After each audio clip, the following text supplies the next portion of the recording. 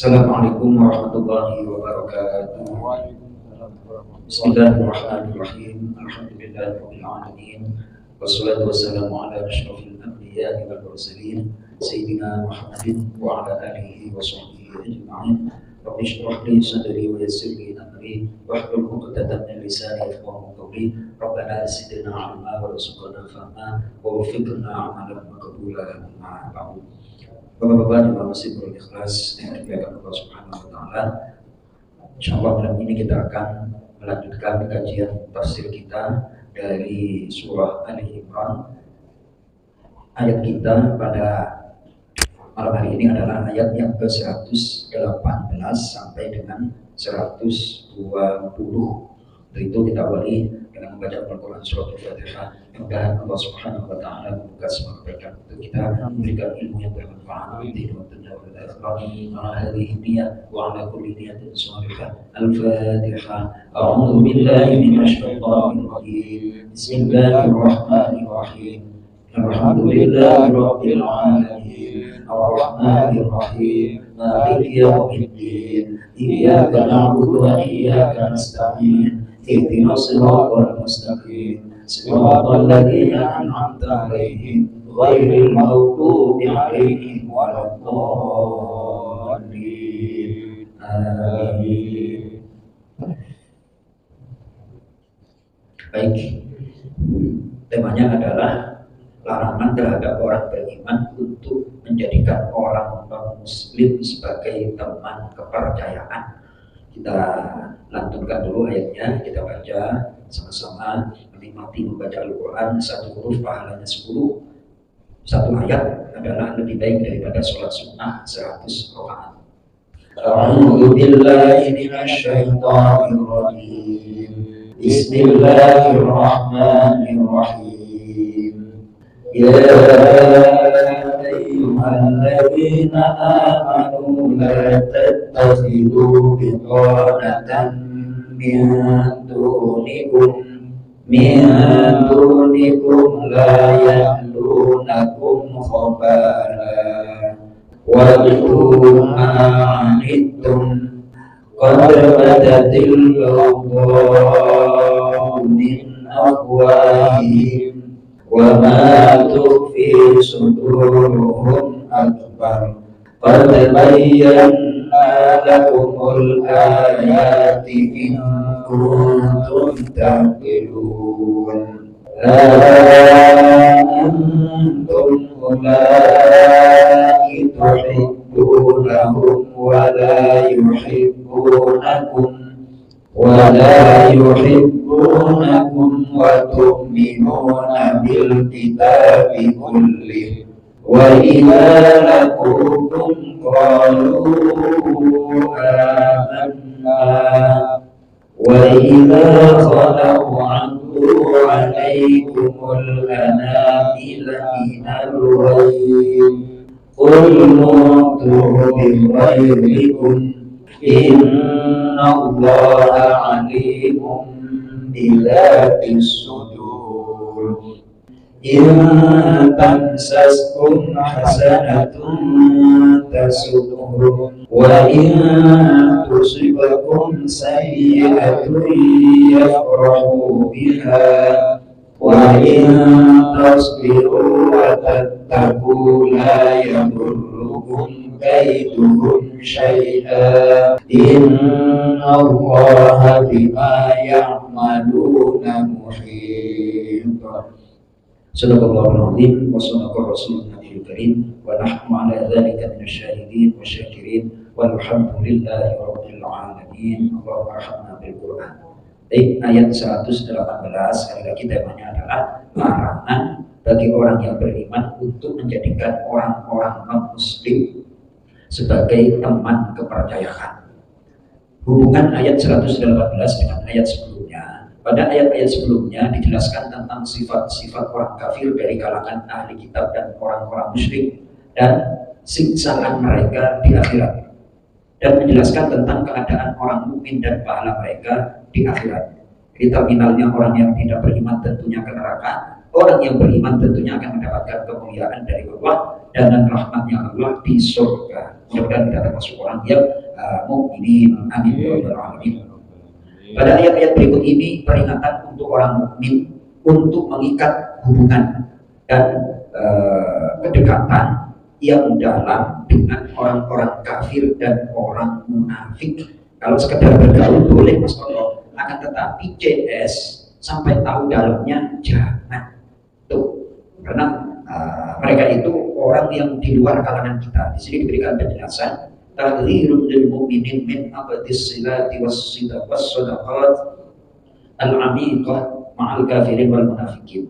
Peringatan terhadap orang mukmin untuk mengikat hubungan dan kedekatan yang dalam dengan orang kafir dan orang munafik, karena hal tersebut akan membuka rahasia-rahasia dan juga akan menampakkan keadaan orang muslim. Nah, ketika kita menahan diri untuk tidak terlalu dalam, menjadikan orang kafir dan orang munafik itu teman dekat, mimma taqdil maslahat bikitmani, itu akan mendatangkan kemaslahatan dengan kita menyembunyikan rahasia kekuatan umat Islam. Kurang lebih demikian makna daripada hubungan ayat yang ke-118 dan sebelumnya. Silakan Mas Toto dibaca terjemahan perkara.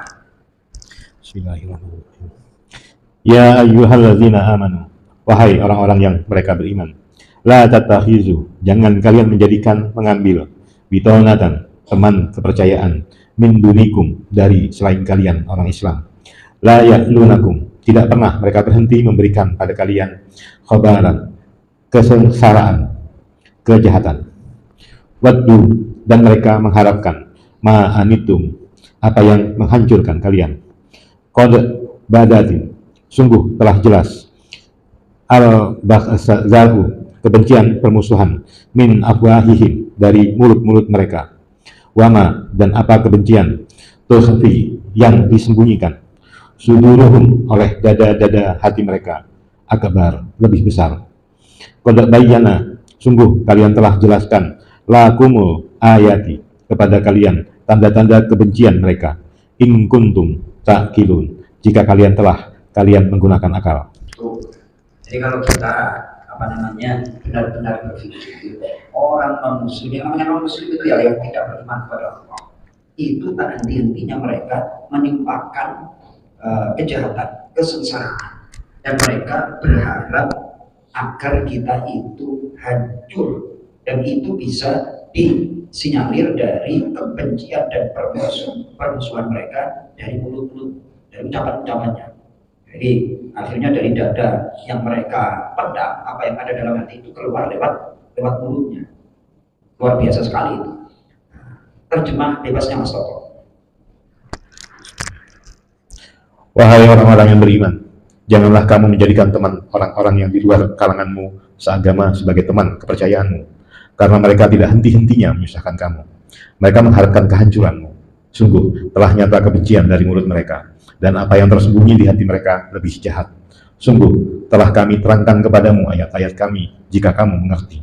Baik, artinya sudah dikasih bocoran bahwa orang yang tidak beriman itu kondisi aslinya benci terhadap orang yang beriman. Lalu pertanyaannya dilanjut, kenapa benci? Karena keinginan mereka atau apa yang menjadi tujuan mereka itu bertentangan dengan agama Islam. Betul Mas Toto? Itu kalau di kampung-kampung itu orang-orang abangan, kali saya sampaikan itu bahwa di daerah Banyumas tetangganya Pak Imam itu kalau mereka sudah sukses di Jakarta pulang kampung pas menjelang Lebaran atau setelah Lebaran, mereka patungan yang bos-bos itu anggap apa? Pentas wayang 7 hari 7 malam. Kalau dibikin masjid kan hebat gitu. Nah, kemudian akhirnya beda dengan Wonogiri. Mana Mas Toto? Orang Wonogiri itu terkenal dengan apanya?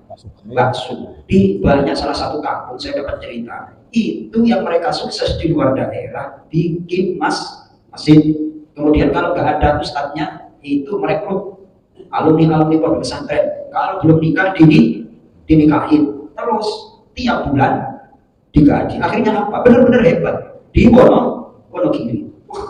Oh, itu raja-raja bos-bos bakso itu, Wonogiri itu, top beneran. Ya, nah itu perlu untuk dicontoh. Ya, orang kalau dekat dengan ulama, akhirnya punya komitmen, aku ingin membangun kampung dan desaku. Dengan apa ya? Dengan harta. Dikirim, dinikahin, ada di perkampungan Wonogiri itu rumahnya, masya Allah, kayak sultan.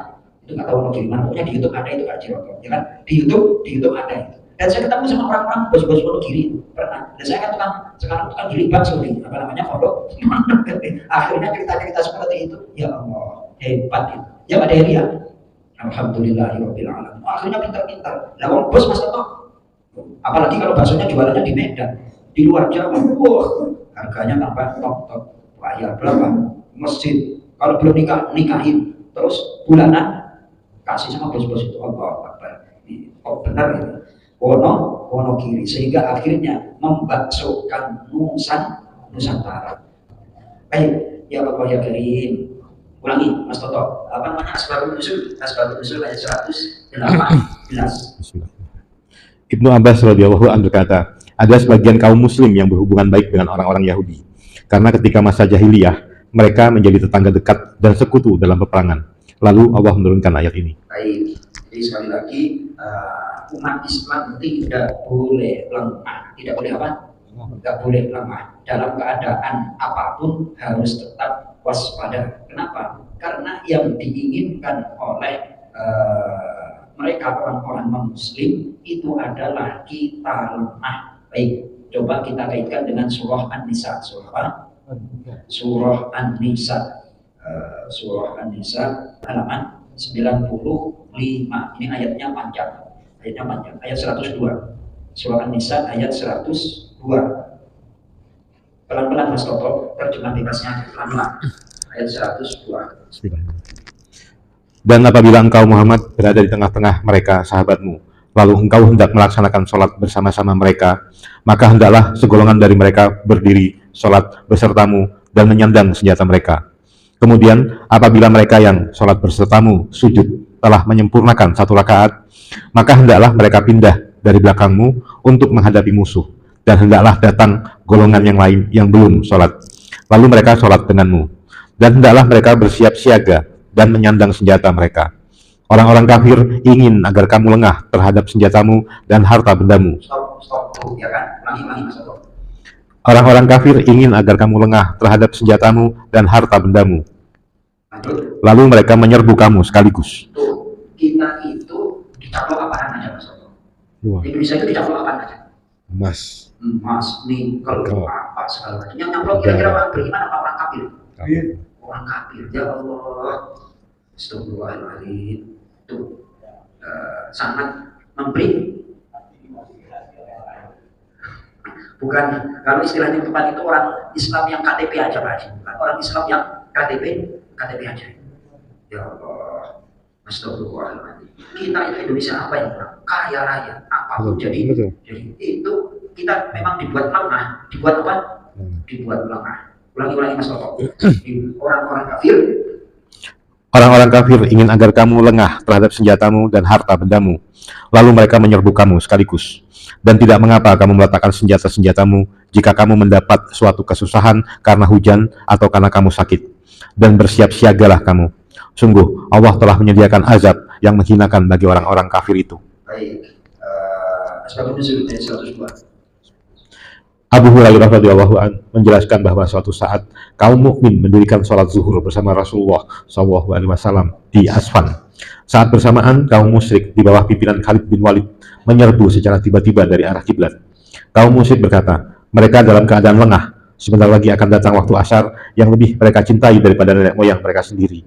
Lalu Jibril datang antara waktu setelah sholat zuhur dan sebelum sholat asar untuk menyampaikan ayat ini. Baik, jadi ini kalau dikembangkan dalam fikih namanya sholat bersyiddatil khauf. Sholat karena dalam keadaan emergensi lah, darurat. Misalnya nih, bapak-bapak sholat berjamaah, tasnya tetap taruh di depan aja, taruh di depan. Nanti kalau misalnya kan banyak tuh di CCTV di YouTube itu lepas lagi sujud diambil. Nah kita oleh ulama fikih ngejar maling itu boleh. Kenapa? Karena sholat dalam keadaan darurat seperti itu kejar. Jadi pentingnya fikih ini di sini kan dalam keadaan perang sambil nenteng senjata. Jadi Rasulullah tetap menjadi imam. Setelah soft pertama itu menyelesaikan rakaat pertama, mundur ganti barisan kedua. Nah, soft yang pertama itu gantian berjaga, itu namanya sholat risyiddatil khauf, sholat dalam keadaan takut atau darurat. Alhamdulillah. Jangan lemah apa? Jangan lengah terhadap apa Mas Toto? Harta dan senjata kita. Harus kita jaga benar-benar harta dan senjata, karena itu adalah sarana untuk berdakwah. Terus kalau menurut Pak Haji Mulkan, bapak-bapak Pak Haji Naiman, persenjataan kita itu sebenarnya untuk kelas Asia itu nomor berapa itu? Sekarang. Hah? Yuk, persenjataan. Masa orang nomor berapa baris? Nomor 1. Beneran baris. Masih mampu aja kalah sama Pak Hari kayak gitu. Makanya